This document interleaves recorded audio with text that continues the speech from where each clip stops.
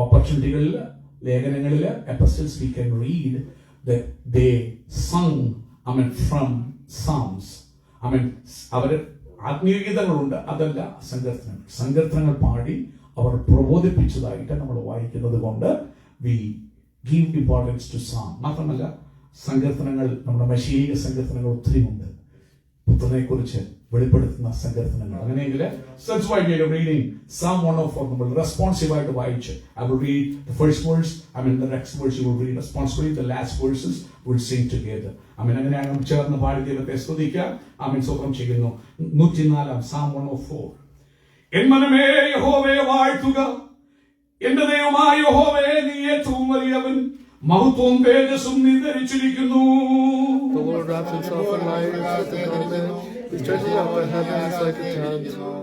അവൻ തന്റെ മാളികകളുടെ തുലാകളെ വെള്ളത്തിന്മേൽ നിരത്തുന്നു, മേഘങ്ങളെ തന്റെ തേരാക്കി കാറ്റിൻ ചിറകിന്മേൽ സഞ്ചരിക്കുന്നു.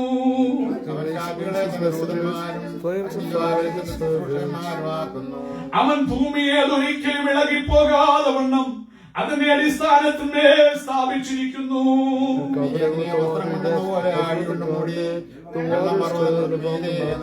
അവൻ നിന്റെ ശാസനയാൽ ഓടിപ്പോയി, നിന്റെ മുഴക്കത്താൽ അവ ബന്ധപ്പെട്ടു.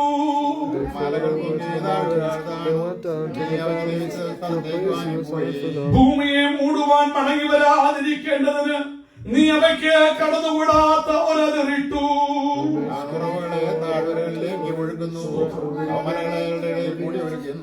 അവയിൽ നിന്ന് വയലിലെ സകല മൃഗങ്ങളും കുടിക്കുന്നു, കാട്ടുകഴുതകളും തങ്ങളുടെ ദാഹം തീർക്കുന്നു.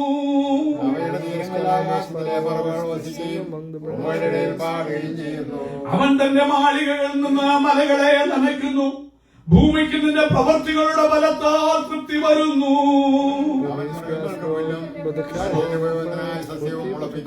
അവൻ ഭൂമിയിൽ നിന്ന് ആഹാരവും മനുഷ്യന്റെ ഹൃദയത്തെ സന്തോഷിപ്പിക്കുന്ന വീഞ്ഞും അവന്റെ മുഖത്തെ മിനുക്കുവാൻ എണ്ണയും മനുഷ്യന്റെ ഹൃദയത്തെ ബലപ്പെടുത്തുന്ന അപ്പവും ഉത്ഭവിപ്പിക്കുന്നു.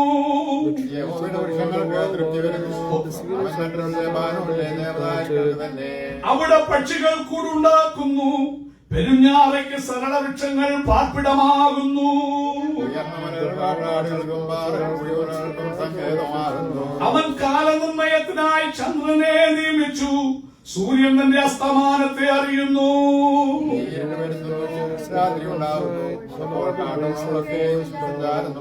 ബാലസിംഹങ്ങൾ ഇലക്കായി അലറുന്നു, അവ ദൈവത്തോട് തങ്ങളുടെ ആഹാരം ചോദിക്കുന്നു. മനുഷ്യൻ തന്റെ പണിക്ക് പുറപ്പെടുന്നു, സന്ധ്യ വരെയുള്ള തന്റെ വേലയ്ക്കായി തന്നെ.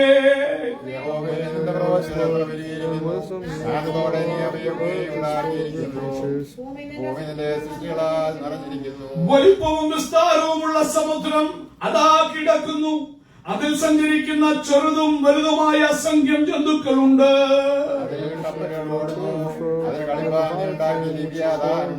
തക്ക സമയത്ത് തീൻ കിട്ടേണ്ടതിന് ഇവയൊക്കെയും നിന്നെ കാത്തിരിക്കുന്നു.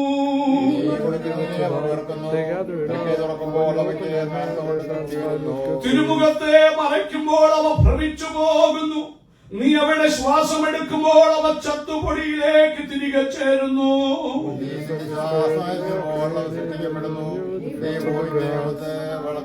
യഹോവയുടെ മഹത്വം എന്നേക്കും നിൽക്കുമാറാകട്ടെ, യഹോവ തന്റെ പ്രവർത്തികളിൽ സന്തോഷിക്കട്ടെ.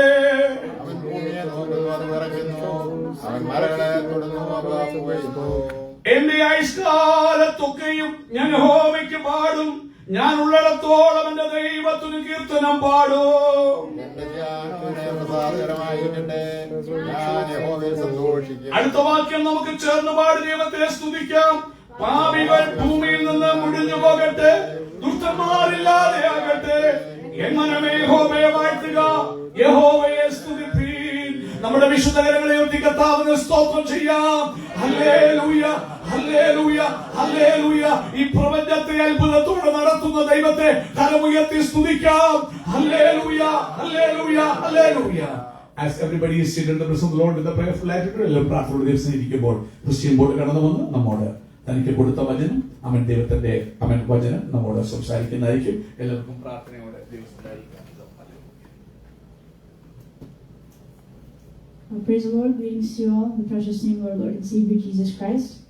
കൂടി വന്നിരിക്കുന്ന ഏവർക്കും നമ്മുടെ രക്ഷിതാവും കർത്താവുമായ യേശു ക്രിസ്തുവിന്റെ തന്നെ നാമത്തിൽ എന്റെ സ്നേഹവന്ദനം. I praise and thank God for this Sunday morning that He has given us to worship Him, to praise Him. So many people in this world do not have places to worship, do not have people to worship with, have lost their loved ones. It's a privilege to come together and worship the Lord. ഇന്ന് പകൽ ദൈവം നമുക്ക് ആരാധിപ്പാൻ തന്ന അവസരം ഓർത്ത് ഞാൻ ദൈവത്തെ വളരെ ആരാധിക്കുന്നു. കാരണം ഇന്ന് പകൽ പ്രിയമുള്ളവരെ അനേകർക്ക് അവരോടൊപ്പം ആരാധിപ്പാൻ പ്രിയമുള്ളവർ അവരുടെ കൂടെയില്ല. അനേകർ തകർന്ന് വിലപിക്കുമ്പോൾ വേദനയിൽ കൂടി പോകുമ്പോൾ ഒരു ഞായറാഴ്ച പകൽ കൂടി ദൈവത്തെ നമ്മുടെ പ്രിയമുള്ളവരോടൊപ്പം ആരാധിപ്പാൻ തന്ന അവസരം ഓർത്ത് ഞാൻ ദൈവത്തെ സ്തുതിക്കുന്നു. I cannot afford to take much time today because we need to give ample time to the Lord's table, and Caleb is going to be sharing from the Word today, and I need to be heading out to Bethel to help out there as well. So I don't plan to take too much time with the exhortation today. ഇന്ന് പകൽക്കാലം അധികം സമയം സങ്കീർത്തനത്തിൽ പ്രബോധിപ്പിക്കാൻ എടുക്കാൻ ആഗ്രഹിക്കുന്നില്ല. കാരണം അവൻ കർത്താവിന്റെ മേശയ്ക്ക് ആവശ്യമായ സമയം വേണമല്ലോ. അവൻ കടന്നു വന്ന എല്ലാവർക്കും ദൈവത്തെ പുകഴ്ത്തുവാൻ സാക്ഷ്യങ്ങൾ പറയാൻ അവസരങ്ങൾ വേണമല്ലോ. കേലബിന് വചനത്തിൽ നിന്ന് പങ്കുവെക്കുവാൻ അവസരം വേണമല്ലോ. മാത്രമല്ല ഇന്ന് ബത്തേലിൽ എനിക്ക് സൺഡേ സ്കൂൾ പഠിപ്പിക്കേണ്ട ആവശ്യമുള്ളത് കൊണ്ട് അവിടെ പോകേണ്ട ആവശ്യകതയുമുള്ളത് കൊണ്ട് തക്ക സമയത്ത് അവൻ ആരാധന നിർത്തണം എന്നുള്ളത് കൊണ്ടും അല്പസമയം മാത്രം ഇതിൽ നിന്ന് ചില കാര്യങ്ങൾ നിങ്ങളുമായി പങ്കുവെക്കുവാൻ കർത്താവിൽ ശരണപ്പെടുകയാണ്. So even though there is so many verses that we can talk about from this large psalm, I'm just going to talk about verse 30. When you send forth your spirit, Amen. They are created and you renew the face of the ground. പ്രിയമുള്ളവരെ, ഈ സങ്കീർത്തനം ആദ്യം മുതൽ അവസാനം വരെയുള്ള സകല വാക്യങ്ങൾ നോക്കുമ്പോൾ ഒത്തിരി ഒത്തിരി ഒത്തിരി കാര്യങ്ങൾ ദൈവത്തെ കുറിച്ച് പറയാനും ധ്യാനിപ്പാനും ആനന്ദിപ്പാനും ഉണ്ടെങ്കിലും ഒരൊറ്റ വാക്യം മാത്രം അതിൽ നിന്ന് ചില കാര്യങ്ങൾ പറഞ്ഞിരിപ്പാൻ ആഗ്രഹിക്കുക. അതിന്റെ 30ാമത്തെ വാക്യം, അവൻ തന്റെ ശ്വാസം ഇല്ലെങ്കിൽ അവന്റെ ആത്മാവിനെ അയക്കുമ്പോൾ അവ സൃഷ്ടിക്കപ്പെടുന്നു, അവൻ നീ ഭൂമിയുടെ മുഖത്തെ പുതുക്കുന്നു. I want to break up that verse, something that I enjoy doing, or something that not I, but the Holy Spirit enjoys revealing when we read this word, is that you see the value of each word within a single verse. So I want to break this up with, the first point I want to make is that when you send forth, so the Holy Spirit is given by God. പ്രിയമുള്ളവരെ, വചനം പഠിക്കുമ്പോൾ എപ്പോഴും അതിനെ വിഭാഗിച്ച് പഠിക്കണം. അത് എനിക്ക് അതിൽ സന്തോഷമാണ്. ഞാനല്ല, പരിശുദ്ധാത്മാവ് എപ്പോഴും വചനത്തെ പഠിക്കുമ്പോൾ അതിനെ വിഭാഗിച്ച്. കാരണം നിങ്ങൾ ആ വായിക്കുന്ന വാക്യം പോലെയല്ല സർഫസ് ആയിട്ട് നിങ്ങൾ മീനിങ് കാണും. അതിനകത്തേക്ക് ഇറങ്ങുമ്പോൾ ആഴത്തിൽ മുങ്ങിത്തപ്പാണ്. ഇത് എത്ര വലിയ വചന പണ്ഡിതന്മാരാണേലും PhD എടുത്തവരാണേലും വചനത്തിന്റെ ആഴങ്ങളിൽ എങ്ങുമേ എത്തിയിട്ടില്ല. പക്ഷേ പഠിക്കുമ്പോൾ നിങ്ങൾ അതിനെ സ്പ്ലിറ്റ് ചെയ്ത് വാക്യങ്ങളെ സ്പ്ലിറ്റ് ചെയ്ത് പഠിക്കുമ്പോൾ ആഴങ്ങളിലേക്ക് ഇറങ്ങാനായിട്ട് കഴിയും. അതിൽ അവൻ സ്വന്തം ഒരു സമുദ്രത്തിന് ആഴത്തിലേക്ക് ഇറങ്ങിയിട്ട് അവൻ അതിനകത്ത് അന്തസത്തകൾ അതാ പരിശുദ്ധാത്മാവ് ആഗ്രഹിക്കുന്നു. അങ്ങനെ വചനത്തെ പഠിക്കാനാ. ഒത്തിരി പേര് ബൈബിളിനെ വായിക്കുന്നുണ്ട്, അവൻ പഠിക്കുന്നുണ്ട് അവരുടെ ബുദ്ധി കൊണ്ട്. നിങ്ങൾക്ക് ബുദ്ധി കൊണ്ട് പഠിക്കാമെന്നാൽ ആത്മാവിൽ നിങ്ങൾക്ക് പഠിക്കാൻ കഴിയും. അങ്ങനെ പഠിച്ചു വരുമ്പോൾ ഒന്നാമതായിട്ട് അവൻ സ്വന്തം ചെയ്യുന്നു, നീ അയക്കുന്നു. ഹല്ലേലൂയ. നീ അയക്കുമ്പോൾ അവൻ സ്വന്തം തന്നെ വരുന്നതല്ല, അവൻ സ്വന്തം ചെയ്യുന്നു. നിങ്ങൾ പോയി കടയിൽ വാങ്ങുമ്പോൾ കിട്ടുന്നതല്ല, ഇത് അയക്കുന്ന ഒരുവനുണ്ട്. It is God who sends, it is God who gives us the Holy Spirit, who is made accessible to us by Christ. And not only is God the one who sends it, but the characteristic, the quality of God as a giver. He is a free giver. You know, when we say come and offer worship to God freely, it's not, God is not asking of us something that He doesn't do Himself. He gives freely. So if you quickly take Luke chapter 11 verses 11 to 13 and read that out loud, showing how God is a free giver of the Holy Spirit. ഒരു കാര്യം നിങ്ങൾ അറിയണം, അവൻ സ്വന്തം ആത്മാവിനെ തരുന്നവൻ സ്വർഗത്തിന്റെ ദൈവമാണ്. അതെങ്ങനെയാണ് ആത്മാവിനെ തരുന്നത്? ചുമ്മാ തന്നതല്ല, പുത്രനിൽ കൂടി ഒരു വില അതിന് കൊടുക്കേണ്ടി വന്നു. പുത്രനിൽ കൂടിയാണ്, ഈശോയിൽ കൂടിയാണ് പരിശുദ്ധ റൂഹയെ എനിക്കും നിങ്ങൾക്കും തരുന്നത്. നമ്മുടെ ദൈവത്തിന്റെ ഒരു പ്രത്യേകത, അവൻ ധാരാളം തരുന്നവനാണ്. അവൻ തരും. ഇന്ന് പകൽക്കാലം എന്താ നിനക്ക് വേണ്ടത് ചോദിക്കും, സമൃദ്ധിയോടെ തരും. എന്റെ ദൈവം തരുന്നവനാ. അതുകൊണ്ട് നീയും ആരാധനയ്ക്ക് വരുമ്പോൾ നീയും കൊടുക്കാൻ പഠിക്കണം. ചുമ്മാ വന്നിരുന്ന ആരാധന കണ്ടിട്ട് പോകരുത്, ആരാധനയിൽ പങ്കെടുത്തിട്ട് പോകരുത്. നീ കൊടുക്കണം. അവൻ മനുഷ്യപുത്രന്മാരെ ഹോവയ്ക്ക് കൊടുപ്പീൻ, അവന് ബലവും മഹത്വവും കൊടുപ്പീൻ. നോക്കൂ, ദൈവം അവൻ നമ്മെ പഠിപ്പിക്കുമ്പോൾ ചുമ്മാ ദൈവം ചോദിക്കുകയല്ല, അവൻ തരുന്നവനാ. ചോദിക്കുന്നതിലും നനയ്ക്കുന്നതിലും അത്യന്തം പരമായി തരുന്നവനാ. ഇന്ന് പകൽ ഈ ആരാധന ഹി ക്യാൻ ഗീവ് യു. എന്താ നിന്റെ ആവശ്യം ചോദിക്ക്. അവൻ തരുന്നവനാ, കഴിഞ്ഞ കാലങ്ങളിൽ തന്നവനാ, തന്ന് നിറച്ച് നടത്തിയവനാ. നീ ആരാധനയ്ക്ക് വരുമ്പോൾ ചുമ്മാ ദൈവം ചോദിക്കില്ല, താത്ത നീ മഹത്വം കൊടുക്കാൻ, നിന്റെ അനുഗ്രഹത്തിന് വേണ്ടി, നിന്റെ വിടുതലിന് വേണ്ടിയാ. നീ അതരങ്ങളെ തുറന്നു ദൈവത്തിന്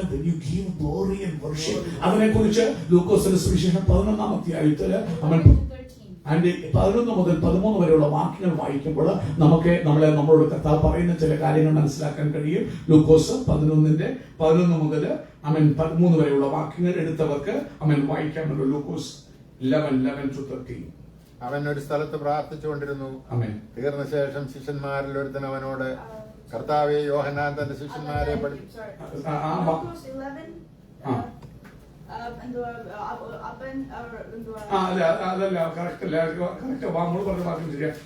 ലൂക്കോസ് 11 മുതൽ 13 വരെ. എന്നാൽ നിങ്ങളിൽ ഒരുത്തൻ അപ്പനോട് മകൻ അപ്പം ചോദിച്ചാൽ അവന് കല്ല് കൊടുക്കുമോ? അല്ല, മീൻ ചോദിച്ചാൽ മീനിന് പകരം പാമ്പിനെ കൊടുക്കുമോ? മുട്ട ചോദിച്ചാൽ തേളിനെ കൊടുക്കുമോ? അങ്ങനെ ദോഷികളായി നിങ്ങളുടെ മക്കൾക്ക് നല്ല ദാനങ്ങളെ കൊടുക്കാൻ അറിയുന്നുവെങ്കിൽ സ്വർഗസ്ഥനായ പിതാവ് തന്നോട് യാചിക്കുന്നവർക്ക് പരിശുദ്ധാത്മാവിനെ എത്രയധികം കൊടുക്കും. God is described as the type of giver as he is a father. A father does not keep track of and put interest on and make, he's not a miserly giver. A father gives to his own child very freely, and the father is seeking to give more and more to the child. ഈശോനാഥൻ തന്റെ ശിഷ്യന്മാരെ പഠിപ്പിക്കുമ്പോൾ പിതാവിനെ കുറിച്ച് നല്ലൊരു ചിത്രം കൊടുക്കുകയാണ്. അവൻ ഉപമിക്കുന്നത് സ്വർഗീയ പിതാവിനെ ആരോടാ? അപ്പൻ. നമ്മെ ആരോടാ? മക്കൾ. ചോദിക്കുക, നിങ്ങളുടെ മക്കൾ നിങ്ങളോട് അപ്പം ചോദിച്ചാല് കല്ല് കൊടുക്കുമോ? മീനിനെ ചോദിച്ചാല് പാമ്പനെ കൊടുക്കുമോ? മുട്ട ചോദിച്ചാൽ? ദോഷികളായി പാപത്തിൽ ജനിച്ച് പാപത്തിൽ ജീവിക്കുന്ന നിങ്ങളുടെ മക്കൾക്ക് ഏറ്റവും ബെസ്റ്റ് കൊടുക്കാൻ ആഗ്രഹിക്കുന്നത്. സോ അവിടെ കാണിക്കുക, ദൈവം എന്ന് പറയുന്നത്, സ്വർഗീയ പിതാവ് എന്ന് പറയുന്നത് ഏറ്റവും ബെസ്റ്റ്. ഇന്ന് പകൽ ഓർത്തോ, ആസ് യു വർഷിപ്പ് എവിടെ നിങ്ങൾ ആരാധിക്കുമ്പോൾ നിങ്ങൾക്ക് ഏറ്റവും ബെസ്റ്റ് തരാൻ കൊതിക്കുന്നവനല്ല ദൈവം. ഏറ്റവും ബെസ്റ്റ്. അവൻ മൈസറായ പിശുക്കനായ ഒരു ദൈവമല്ല. അവൻ പിശുക്കോട് കൊടുക്കുന്നവൻ. ആരാധിക്കുന്നത് പരിശുദ്ധാത്മാവിനോട് സംസാരിക്കുന്നത്. അവൻ പിശുക്കോടുകൂടിയല്ല. നിങ്ങൾ ചോദിക്കുന്നതും നിനക്കുന്ന അത്യന്തം ഫലമായി ഇവിടെ പറയാ, അങ്ങനെ ചോദിക്കുന്നവർക്ക് എന്തോ കൊടുക്കും? പരിശുദ്ധാത്മാവിനെ എത്രയധികം അളവില്ലാതെ. പ്രിയമുള്ളവരെ, പരിശുദ്ധാത്മാവാണ്. ഇന്ന് നിങ്ങൾ രാത്രി കുഞ്ഞുങ്ങളോടൊപ്പം ഇരുന്ന് ഞങ്ങളൊന്ന് ധ്യാനിക്കുകയായിരുന്നു. കർത്താവേ, പരിശുദ്ധാത്മാവ് എന്തിനു വേണം? ആരാധനകൾ കറക്റ്റായിട്ട് കൊണ്ടുപോകാൻ അവൻ സ്വന്തം ചെയ്യുന്നു. ഞങ്ങൾ ഒത്തിരി കാര്യങ്ങൾ ഡിസ്കസ് ചെയ്തു. നല്ലതാണ് ഒരു പലപ്പോഴും നമ്മൾ പറയും, ഞങ്ങൾ കയ്യിലൊക്കെ സംസാരിച്ച് പറഞ്ഞു, ഒരു ചട്ടക്കൂട് ഉള്ളത് നല്ലതാ. കത്തോലിക്ക സഭയ്ക്ക് നല്ലൊരു ചട്ടക്കൂട്, കാരണം എല്ലാ ഉപദേശങ്ങളും കയറി വരാതിരിക്കാൻ. ഞാൻ പറഞ്ഞു, ശരിയാ, പക്ഷെ അത് ചട്ടക്കൂട് മനുഷ്യനുണ്ടാക്കുന്നതാ. അത് വേണോ അതോ പരിശുദ്ധാത്മാവ് നമ്മോട് പറയുന്നത് വേണോ? ഞങ്ങൾ പലരും ചിന്തിച്ചു. ഞങ്ങൾക്കൊരു കാര്യം മനസ്സിലായി, അവൻ സ്വന്തം ചെയ്യുന്നു. പരിശുദ്ധാത്മാവ് പറയുന്നത് മതി, പരിശുദ്ധാത്മാവ് കാണിക്കുന്ന മതി. നിങ്ങൾ ഓണം ആരാധനയിൽ പല സ്ഥലങ്ങളിൽ പോയി നിങ്ങൾ ആരാധിക്കുന്നവരാ. ഞങ്ങൾ കരഞ്ഞു, കർത്താവേ, ആത്മാവിനാൽ ഞങ്ങളെ നിറയ്ക്കണേ. കാരണം ദുരുപദേശം പഠിപ്പിക്കാതിരിക്കാൻ, വചനത്തിലില്ലാത്ത പഠിപ്പിക്കാതിരിക്കാൻ, കർത്താവ് പറയാത്തത് കാണിക്കാതിരിപ്പാൻ, ചെയ്യിപ്പിക്കാതിരിപ്പാൻ ഞങ്ങൾ പറഞ്ഞു. ഞങ്ങളുടെ കുഞ്ഞുങ്ങളുടെ മേല് ഈ ലോകത്തിൽ അനേകത്തിന്റെ പുറകെ ഓടുമ്പോൾ, അനേക കാര്യങ്ങൾ കണ്ടിട്ട് ആകർഷിക്കപ്പെട്ടത് നല്ലതാ എന്ന് പറഞ്ഞ് ഓടുമ്പോൾ അങ്ങനെയല്ല. പരിശുദ്ധാത്മാവ് പറയുന്നതാണ് നല്ലതെന്ന് പറഞ്ഞ് ദൈവത്തിന്റെ പുറകെ ഒന്ന് ഓടുവാൻ അവൻ സ്വന്തം ചെയ്യുന്നു. ആ ആത്മാവിനെ ഒന്ന് പ്രാപിച്ച് ആത്മാവിനോട് കൂടെ നടക്കാൻ ഇവിടെ പറയുക. അത് വേണോ? അപ്പൻ എങ്ങനെയുള്ള അപ്പനാ ചോദിച്ചാൽ പരിശുദ്ധാത്മാവിനെ അല്പമല്ല എത്ര അധികം കൊടുക്കും. So we're coming back to verse 30. When you send forth your spirit, the second point I want to make is not only is God the giver, but he is giving himself, his spirit. The Holy Spirit is of God and God himself. മടങ്ങിയ സങ്കീർത്തനത്തിലോട്ട് വരട്ടെ. അവിടെ നമ്മൾ കണ്ടു, കൊടുക്കുന്നവൻ, ദൈവം കൊടുക്കുന്നവനാ. അവന് പിശുക്കിയല്ല കൊടുക്കുന്നത്, സമൃദ്ധിയോടെ. നമ്മുടെ ഈ മാസത്തെ ചിന്താവിഷയുടെ ബന്ധത്തില് വിശുദ്ധി ജീവിക്കാൻ നമുക്ക് പരിശുദ്ധാത്മാവിനെ വേണം. ദൈവത്തെ വിശുദ്ധി എന്ന് പറയുമ്പോൾ ഒരു കാലത്ത് ഓരോരുത്തരെ ക്രമം കെട്ട് ആരാധിക്കുന്ന അശുദ്ധിയാണ്. നിങ്ങൾ മനസ്സിലാക്കേണ്ട ഒരു കാര്യമാണ്. അവൻ സ്വപ്നം ചെയ്യുന്നു. പ്രത്യേകിച്ച് കർത്താവിന്റെ മേശയുടെ ബന്ധത്തിൽ പൗലോസ്ലിഹ പഠിപ്പിക്കുമ്പോൾ പൗലോസ്ലിഹ ഒരു കാര്യം പറയുന്നുണ്ട്. ദൈവകൽപ്പനകൾ, ദൈവവചനം വ്യവസ്ഥ പ്രകാരം അനുഷ്ഠിക്കാത്തിടത്ത് പോയി കർത്താവിന്റെ മേശ എടുക്കാൻ God doesn't allow you. നിങ്ങൾക്ക് കർത്താവിന്റെ മേശയും ഭൂതങ്ങളുടെ മേശയും കൊണ്ട് ഒരുമിച്ച് കുടിക്കാൻ പറ്റത്തില്ല. 2 മേശകളുണ്ട്. കർത്താവിന്റെ മേശയുണ്ട്, ഭൂതങ്ങളുടെ മേശയുണ്ട്.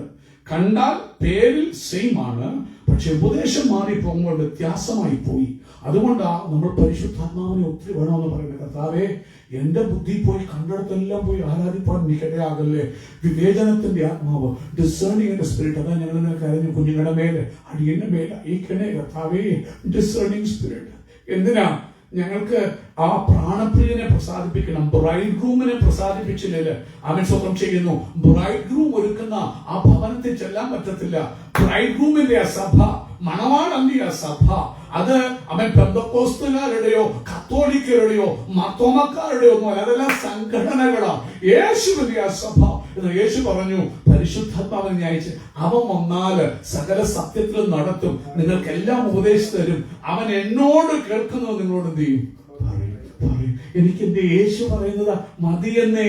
ഈ ലോകത്തിൽ ഒരു മത നേതാവും പറയുന്നത് കേൾക്കണ്ട, ഒരു പാസ്റ്ററും പറയുന്നത് കേൾക്കണ്ട. എനിക്ക് യേശു പറയുന്നത് കേൾക്കണം. വേറെ കുറുക്കു വഴിയില്ലെന്ന് അറിയാൻ പരിശുദ്ധാത്മാവിൽ നിന്ന് കേട്ടാലേ പറ്റൂ. ഹോളി സ്പിരിറ്റിൽ നിന്ന് കേട്ടാലേ പറ്റൂ. ഹോളി സ്പിരിറ്റ് മാത്രമേ വചനത്തിൽ നിന്ന് അതെനിക്ക് തെളിച്ചു തരാനായിട്ട് പരിശുദ്ധാത്മാവിനെ പറ്റൂ. അതുകൊണ്ട് ഇന്ന് പകൽക്കാലം ഓർക്കണം, അവൻ സ്വന്തം ചെയ്യുന്നു. അവൻ പരിശുദ്ധാത്മാവിനെ ധാരാളം കൊടുക്കുന്ന ദൈവമാണ്. അവനോട് ചോദിക്കണം, പ്രിയമുള്ളവരെ, സത്യത്തിൽ നടക്കാൻ അവൻ സ്വന്തം ചെയ്യുന്ന ഇഷ്ടത്തിൽ നടക്കാൻ.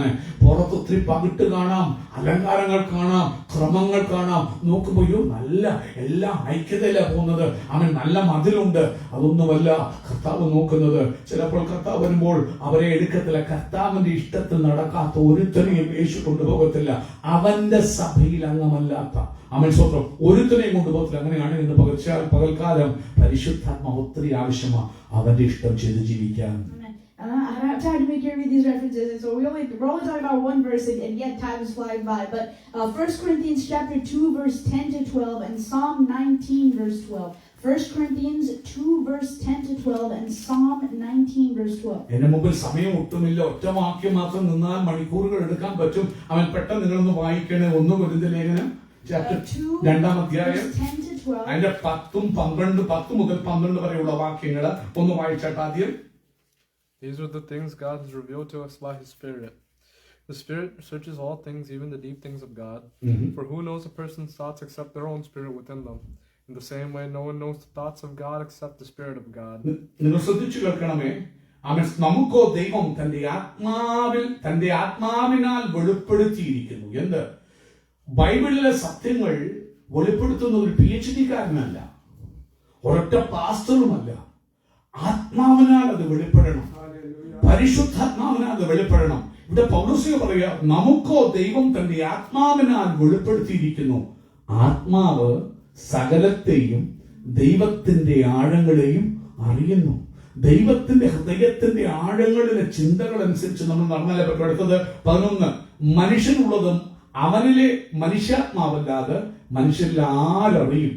അവിടെ തന്നെ ദൈവത്തിലുള്ളത് ദൈവാത്മാവല്ലാതെ ആരും ഗ്രഹിച്ചിട്ടില്ല. നാമോ ലോകത്തിന്റെ ആത്മാവിനെയല്ല, ദൈവം നമുക്ക് നൽകിയത് അറിവിനായി ദൈവത്തിൽ നിന്നുള്ള ആത്മാവിനെ അത്രേ പ്രാപിച്ചത്. We talked about discerning God's will and seeking God's face and discerning God's will all throughout February and March. It's saying the Holy Spirit is not, we randomly put, well, let's just put him for a month as the message thing. He is connected in every single aspect of holiness that we have discussed before. It is He who aligns us with God's will. It is He who helps us see God's face. It is He who helps us discern the will of God, because He is God Himself, and He searches the depths of God. Not only God, the second half of that is He also searches the inside of us. Psalm 19 verse 12. I'm not going to make you read it, but I'm not going to make you read it. The hidden faults and the willful sins. The Holy Spirit not only searches the depths of God, but also the depths of us to align us with God's will to perfect holiness. പ്രിയമുള്ളവരെ ശ്രദ്ധിക്കണേ. അവൻ സ്വന്തം പരിശുദ്ധാത്മാവ് പറയുന്നത് അവൻ ദൈവം തന്നെയാണ്. നമ്മൾ ത്രിയേക ദൈവത്തിൽ വിശ്വസിക്കുന്നവനാ. പരിശുദ്ധാത്മാവാം ദൈവം ഈ താണഭൂമിയിലേക്ക് നമ്മളേക്ക് അയച്ചിരിക്കുന്നത് എന്തിനെന്ന് ചോദിച്ചു കഴിഞ്ഞാൽ ഈ ആത്മാവിന് മാത്രമേ ദൈവത്തിന്റെ ഹൃദയത്തിന്റെ ഡെപ്തിനെ അറിയാൻ പറ്റൂ. ഇന്ന് പലരിക്കുമ്പോൾ എങ്ങനെ നിങ്ങൾ ആരാധിക്കണം. ഇപ്പൊ ഒരാളെ നമ്മൾ പ്ലീസ് ചെയ്യാൻ പോകുമ്പോൾ അവരുടെ ഇഷ്ടം അവർക്ക് വേണ്ടി ചെയ്തു കൊടുക്കാൻ നമ്മൾ സ്നേഹിക്കുന്ന ഒരാൾക്ക് വേണ്ടി ഒരു കാര്യം ചെയ്യുമ്പോൾ അവർക്ക് ഇഷ്ടമുള്ള കാര്യം അവൻ എങ്ങനെയാ ദൈവത്തിന് ഇഷ്ടമുള്ള കാര്യം നിങ്ങൾ അറിയുന്നത്? ഒത്തിരി പേര് പഠിച്ചു ബൈബിളൊക്കെ അരച്ച് കലക്കി കുടിച്ചു. അങ്ങനെ അരച്ച് കലക്കി കുടിച്ച് പഠിച്ച പൗലൂസ് അതുകൊണ്ടാണ് എരിവ് കയറി ക്രിസ്തു വിശ്വാസികളൊക്കെ എന്ത് ചെയ്തു? കൊന്നത്. അവൻ നോക്കുമ്പോൾ അവന്റെ ബുദ്ധിയില്ല വചനം, കാരണം ദൈവത്തിന്റെ വചനമാണ്, ദൈവം കൊടുത്ത വചനമാണ്. അരച്ച് കലക്കി കുടിച്ച് പഠിക്കുക പുള്ളിയുടെ ബുദ്ധിക്കനുസരിച്ച്. അതനുസരിച്ച് നോക്കുമ്പോൾ സുവിശേഷം പ്രസംഗിക്കുന്നവന് അവൻ സ്വന്തം വചനവിരുദ്ധമായി കാര്യമായി ചെയ്യുന്നു. അതുകൊണ്ട് സ്തേഫാനസിനെ കൊല്ലുമ്പോൾ അവൻ വിചാരിച്ചു ഞാൻ ദൈവത്തിന് ഇഷ്ടമുള്ള കാര്യമായി ചെയ്യുന്നു. അതുകൊണ്ട് ഒരു കാര്യം പറയട്ടെ, ബൈബിൾ പഠിക്കാൻ പോകുമ്പോൾ അയ്യോ നിന്റെ ബുദ്ധി കൊണ്ടോ ജ്ഞാനം കൊണ്ടോ PhD കൊണ്ടോ പഠിക്കരുത്. ഹോളി സ്പിരിറ്റിൽ നീ പഠിക്കണം, പരിശുദ്ധാത്മാവ് പഠിപ്പിക്കണം. ഔടാറവ കാണുന്നു. പരിശുദ്ധാത്മാവിന് മാത്രമേ ദൈവത്തിന്റെ ഹൃദയത്തിന്റെ ആഴങ്ങളിൽ ചിന്ത അറിയത്തുള്ളൂ. മനുഷ്യാത്മാവിന് നമ്മുടെ ഉള്ളിലുള്ള, അത് മാത്രമല്ല മനുഷ്യന്റെ ഉള്ളിലെ ചിന്തകളെ ആർക്കറിയാം? പരിശുദ്ധാത്മാവ്. അതുകൊണ്ട് സങ്കീർത്തനക്കാരൻ 19-ാം സംഘത്തിൽ പറയുന്നത് കർത്താവേ വ്യസനത്തിലുള്ള മാർഗം എന്നിൽ ഉണ്ടോ എന്ന് നോക്കി. കാരണം ഈ ആത്മാവിന് മാത്രമേ എന്റെ ജീവിതത്തിൽ ദൈവത്തിന് ഇഷ്ടമല്ലാത്ത കാര്യങ്ങളുണ്ടോ എന്ന് കാണാൻ പറ്റൂ. ചിലപ്പോൾ ഞാൻ നോക്കുമ്പോൾ എല്ലാം ഞാൻ ചെയ്യുന്നത് ശരിയാണെന്ന് തോന്നും. ഐ എം ഓക്കെ എന്ന് ഞാൻ ചിന്തിക്കും. മറഞ്ഞു കിടക്കുന്ന പാപം നമ്മൾ എന്ത് ചെയ്യത്തില്ല, കാണത്തില്ല. അതുകൊണ്ട് ഹോളി സ്പിരിറ്റിന്റെ വളരെ ഇമ്പോർട്ടൻസ് കരയണം. ദൈവജനമേ, അവൻ അന്യഭാഷ അടയാളത്തോട് തന്നെ 1-ാം നൂറ്റാണ്ടിൽ പരിശുദ്ധാത്മ പറഞ്ഞതുപോലെ കരയണം. Lord fall afresh on me. ഞങ്ങളുടെ മേൽ, ഞങ്ങളുടെ കുഞ്ഞുങ്ങളുടെ മേൽ, ഞങ്ങളുടെ അമ്മയപ്പന്മാരുടെ മേല്, പ്രായമുള്ളവരുടെ മേല്, യൗവനക്കാരുടെ മേല് അന്ത്യകാലത്ത് ഈ ആത്മാവിനെ ഒന്ന് അയക്കണേ എന്ന് പറയാൻ കാരണം മറ്റൊന്നിനുമല്ല, അപ്പന്റെ ഇഷ്ടം അറിഞ്ഞു ജീവിക്കാൻ, അപ്പന്റെ ഹൃദയം അറിഞ്ഞ് ജീവിപ്പാൻ. അവൻ എത്രയോ പേര് ബൈബിള് പഠിപ്പിക്കുന്നു, PhD എടുത്തവരൊക്കെ അവർ ഭയങ്കര ഡോക്ടറൻസാ പഠിപ്പിക്കുന്നത്. പക്ഷെ കർത്താവേ, ഞങ്ങൾക്ക് നിന്റെ ഹൃദയം അറിഞ്ഞ വചനമുണ്ട്, സത്യം അതിനെ ആത്മാവിന്റെ ദൃഷ്ടിയിൽ ഗ്രഹിച്ച് ആത്മാവിന്റെ ഇഷ്ടത്തിൽ ജീവിക്കാൻ ഇന്ന് പകൽക്കാലം ഹോളി സ്പിരിറ്റിലെ ഞങ്ങൾക്ക് കഴിയൂ.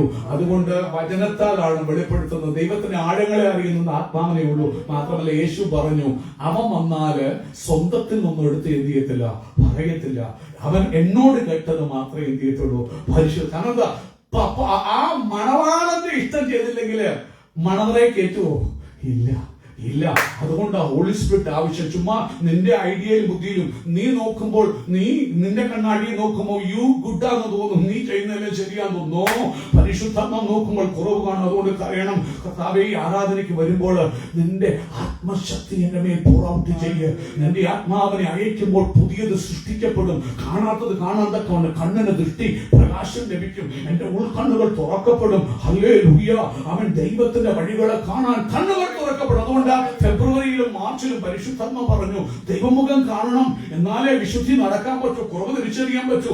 കണ്ടാൽ മാത്രം പോരാ, അവന്റെ മുഖത്തിലെ ചിന്തകൾ, ഭാവഭേദങ്ങൾ വിവേചിക്കണം, അവന്റെ ഹിതം എന്താണെന്ന് അറിയണം. അതിനാ ഹോളി സ്പിരിറ്റിന്റെ സഹായം. നോക്കണോ, വചനം തരുമ്പോ ചുമ്മാ ഇങ്ങനെ തരുന്നതല്ല, അതെല്ലാം കണക്റ്റഡ് ആണ്. ഓർത്തോണം, അവൻ സ്വന്തം അതിൽ നീ രസിക്കുമ്പോൾ പരിശുദ്ധാത്മാവ് വിശുദ്ധിയിൽ ജീവിപ്പാൻ വേണ്ട സകല കൃപയും നമുക്ക് നൽകുവാനിടയായി തീരും. This is my final point. We said in verse 30, when you send forth, we said the Holy Spirit is sent by God. When you send forth your spirit, the Holy Spirit belongs to God. He is God himself. When you send forth your spirit, they are created. You renew the face of the ground. I could use creation and renewal as two separate points, but we don't have the time for that, so I'm going to make that one. The Holy Spirit creates and he renews. Two separate things. Creation is when something doesn't exist and God brings it out of nothing. Renewal is when the Holy Spirit, when something that was created for a purpose becomes formless, becomes void, becomes useless. The Holy Spirit comes and fixes it, makes it usable again, makes it valuable again. That's what renewal is. And we talked about in creation. I'm not going to make you read it, but Genesis chapter 1, when the Spirit was hovering over the waters of the deep, of the dark earth, the formless and void earth, unless that would have happened, if that didn't happen, the voice of God could not come and start speaking and say, let there be light. So God doesn't, And as we know, we always talk about during like the creation story when the earth was formless and void, we always say God doesn't make anything to be formless and void. But make that formless and void also connect to unholiness, because unholiness makes you formless. Unholiness makes you void and dark and desolate and dull. God doesn't make anything to be unholy. So God, the Holy Spirit, is needed to restore what is unholy to holy. Don't beat yourself, oh, I've been through so much unholiness. There's nothing that can be done now. God made me to be holy, but I'm not holy anymore. You need the Holy Spirit to renew your unholiness into holiness by creating in you what is lacking. I'm using all one big breath to finish this point, but holiness is not stagnant. It's not statue. Like when you think of holiness, the wrong idea of holiness is, oh, it's like a museum. It's like don't touch anything. It needs to be preserved, perfectly framed, dusted every other week, and you don't use it, you don't touch it, you don't do anything with it, you keep it as it is. But that's not what holiness is, because when God restored the earth and gave it light and made it vibrant, this whole entire psalm, it's a huge psalm, but it's talking about all of God's creation and renewals in the earth. So the psalm is just praising the manifold works of God on the earth. Why? Because they're still dynamic, they're working, you can see them, you can hear them,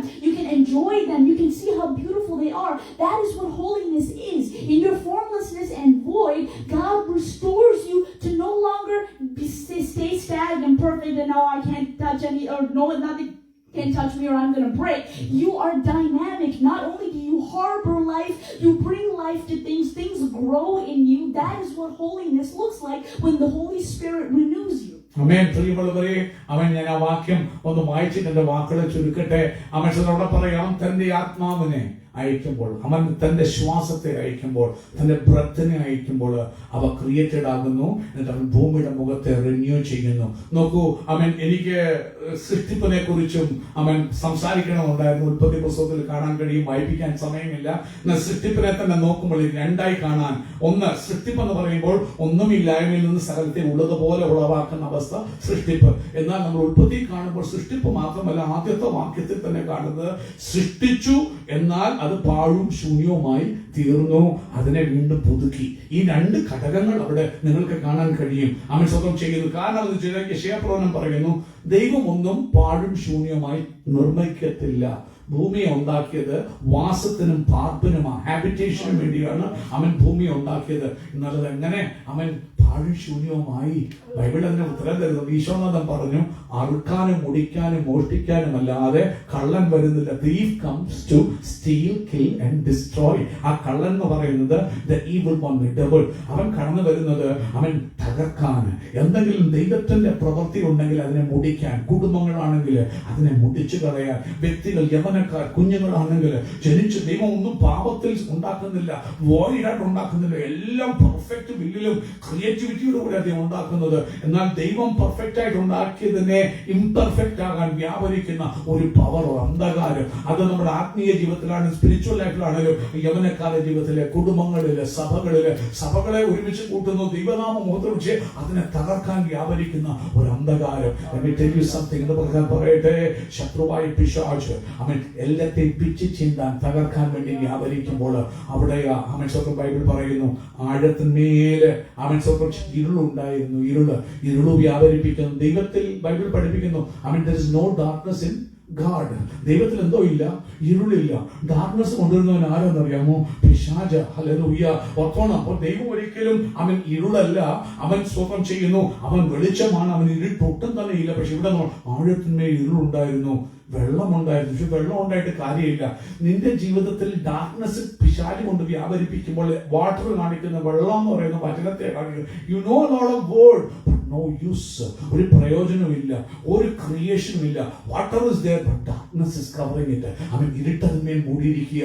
there is nothing, voidness and formless. ഇന്ന് പലകാലം പലപ്പോഴും അവൻ സ്വന്തം ചെയ്യുന്നു. നിങ്ങളുടെ ജീവിതത്തിൽ ശത്രുവായ പിശാച് നിങ്ങളുടെ ദൈവം ഉണ്ടാക്കിയ വലിയ ഉദ്ദേശത്തോടു കൂടിയാ, എന്നാൽ അവൻ തന്ത്രങ്ങൾ മനഞ്ഞ് നിങ്ങളുടെ ജീവിതത്തിൽ തകർച്ചകൾ വരുത്തി, പ്രതിസന്ധികൾ അകപ്പെടുത്തി, നിങ്ങളുടെ ജീവിതത്തെ ഇരുട്ടിലടച്ച് ഇനി കർത്താവേ എനിക്ക് പ്രയോജനപ്പെടാൻ പറ്റത്തില്ല, ഞാൻ പാപിയായ മനുഷ്യനാ, അങ്ങനെ നിന്നെ അകറ്റി എന്നേക്കും ഇരുട്ടിലിടാൻ പിശാച് തന്ത്രം മെനയുമ്പോൾ അവിടെ കടതരവസ്യാധരാജ അവിടെ നാം വായിക്കുന്നു ഹോളി സ്പിരിറ്റ് അന്നേരമാ ദൈവത്തിന്റെ ആത്മാവ് വെള്ളത്തിന്മേൽ എന്ത് ചെയ്തു ഹൂവർ ചെയ്യാൻ തുടങ്ങി.